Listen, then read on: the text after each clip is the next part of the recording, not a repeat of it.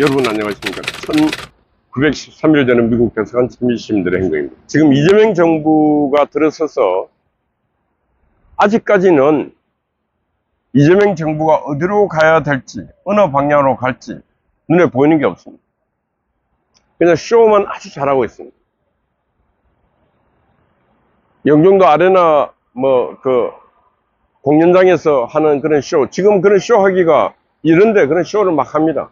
마치 자신들 세상이 완전히 된 것처럼. 그리고 특검은 연일 세계 특검이 돌면서 각종 쇼를 하고 있습니다. 지금 그런 거 할 때가 아닙니다.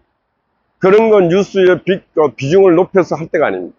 지금 경제가 심각하게 위기 상황임에도 불구하고 지금 돈 풀어서 약간 한번 던지면은 국민들이 잠잠할 것이야 이렇게 생각하는데 그것도 천만의 만만의 말씀입니다.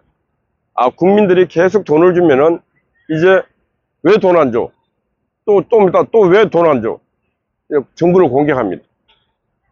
그리고 국민에게 계속 돈을 주면은 국민이 능동성, 자율성 다 잃어버립니다. 그런 국민들은 이제 우매한 국민들이라서 그 나라는 망합니다. 국민들은 어떤 어려운 순간이 있더라도 스스로의 자력으로 자립하고 자강하고 그래 할 때 그 나라가 그 국민이 강한 것입니다. 그래서 이재명 정부가 하는 짓은 국민들을 무능하게 의타적으로 의존하게끔 자꾸 만듭니다. 그러한 나라는 이제 에너지가 소진돼서 끝나는 것입니다. 왜? 돈이 한정되어 있고 부채도 더 이상 다른 나라들이 돈을 빌려주겠습니까? 안 빌려주죠. 상황이 이런 상황이고 외교 상황은 G7에 갔다가 실제로 보면은 능동적 외교도 못하고 대우도 못 받고 왔습니다.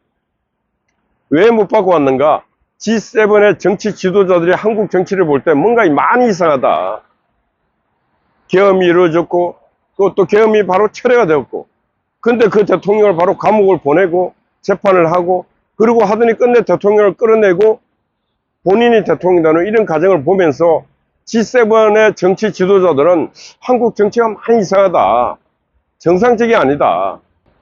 그리고 한국의 많은 국민들이 이 대통령 선거에 대해서 인정을 안 하고 있다. 불복하고 있다.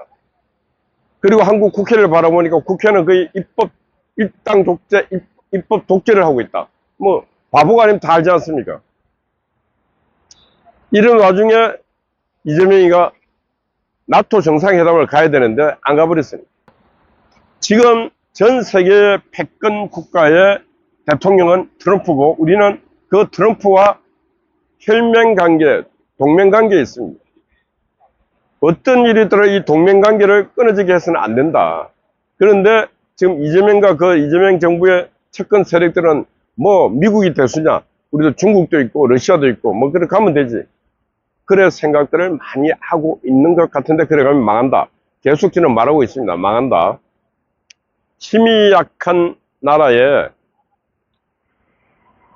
자존할 수 있는 그런 자원도 없고 하는 이 나라에 우리가 그래도 이만큼 온 것은 미국이라는 거대한 세계 최강대국의 안보 우산 속에서 이만큼 왔습니다. 근데 그 안보 우산이 걷어지는 순간에 대한민국은 이제 진짜 위기가 오고 또다시 위기가 왔을 때 미국 보고 도와주세요 하면은 그때는 세계도 안 도와준다. 왜? 신의도 어리도 없는 너희들 이제 더 이상 안 도와준다. 너희들 스스로 해봐. 전쟁을 하든 뭘 하든 너희 스스로 해봐. 예. 한국 지금 경제적으로 상당히 중요하고 괜찮습니다. 그러나 국제 자본이 빠져나온 순간에 이 한국은 500년 전, 200년 전 조선시대 대한제국 그 정도밖에 안 됩니다. 어떻게 생각들이 이렇게 없는지. 그래서 1948년 이 대한민국을 세우고 이 불과 70년 만에 이 부강한 나라를 만들었는데 이 부강한 나라 대한민국을 위해서는 한 개도 말 안 하고 그 기껏 한다는 소리가 김구 얘기하고 있고 동학전쟁 얘기하고 있고 안중근, 윤봉길 다 중요하죠. 그러나 중요한 것은 현재가 중요하고 미래가 중요하고 근데 대한민국 건국했던 그 건국 세력들에 대해서는 아무 평가도 없어요. 나라를 세워서 이만큼 부강하게 만들었던 그 산업화의 주역들이 아무 얘기 안 해요. 오직 민주화했던 인간들은 뭐 할 얘기도 없고 뿌리도 없으니까 하는 소리가 맨날 전봉준, 동학, 김구. 김구는 훌륭한 독립운동가였습니다. 그러나 실패한 정치가입니다.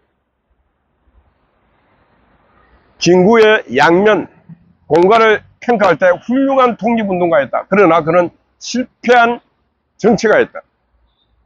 김일성에게 쏘가 북한으로 가서 북한은 이미 거대한 군사국가가 되어 있음에도 불구하고 그 김일성에게 쏘가서 남북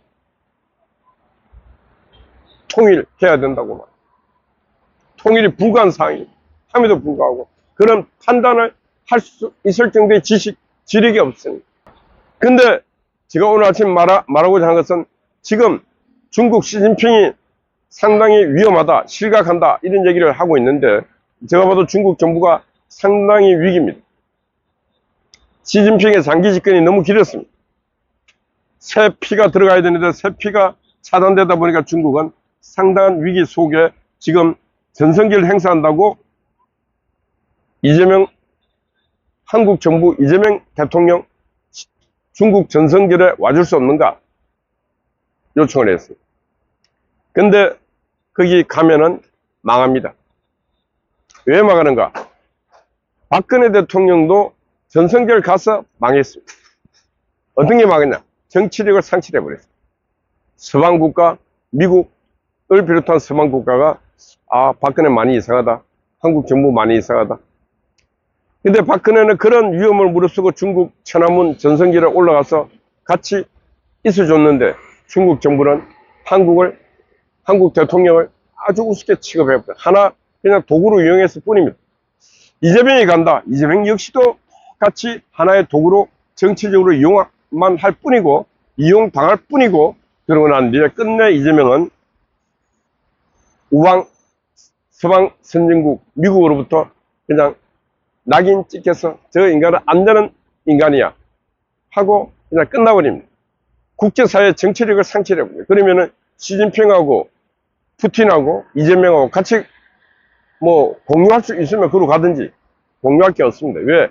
제가 볼 때는 시진핑도 실각합니다. 푸틴도 머지않아 실각합니다. 그럼 같이 실각하는 정부에 같이 가는 거지.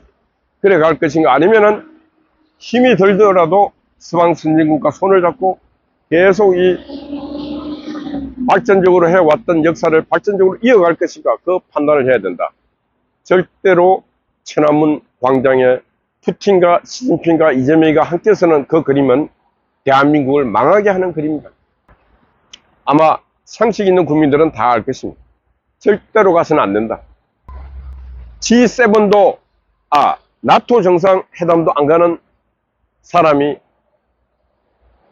천안문 전성기를 행사에 북경에 간다는 것은 진짜 이거 어떻게 표현해야 됩니까? 안 되지 않습니까? 그래서 외교력을 총발휘해서 이런 이유로 참석이 불가하다고 얘기를 해야 됩니다. 그리고 따지고 놓고 보면은 그 중국 공산당도 무슨 놈의 자기들이 전성기를 미국의 힘으로 해서 미국이 원폭 히로시마 나가사키에 원폭 두 방 터뜨리면서 일본이 항복하면서 중국도 해방된 거 아닙니까?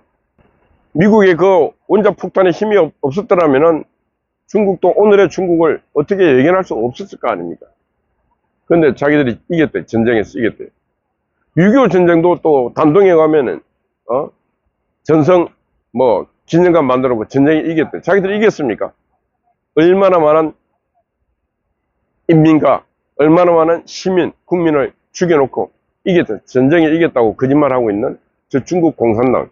이 공산당들은 하는 짓들이 다 약속을 지킬 수 없는 거짓말쟁이들입니다. 그래서 이재명 정부도 공산주의와 계속 가까워진다는 것은 초록이 동색이라고 거짓말쟁이들의 집단이기 때문에 갈 수가 있고, 나 앞으로 거짓말 안 할래, 진실하게 살래 하면은 이제 서방 선진국으로 가야 된다, 개항세력으로 가야 된다, 이 말씀 드립니다. 예. 오늘 말씀 주제는 중국 전성절 참석 말라. 중국 전성절 참석 마라. 참석하면 안 됩니다.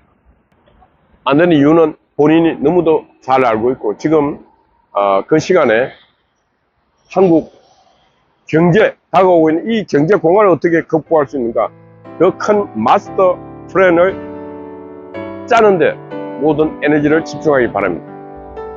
예, 어젯밤에 강 목사님이 수고했습니다. 아침에 송화제 언제나 변함없이 수고하고 있습니다. 우리 미경님, 아웃스파이 파워 각시님, 여러분들 파이팅입니다. 감사합니다.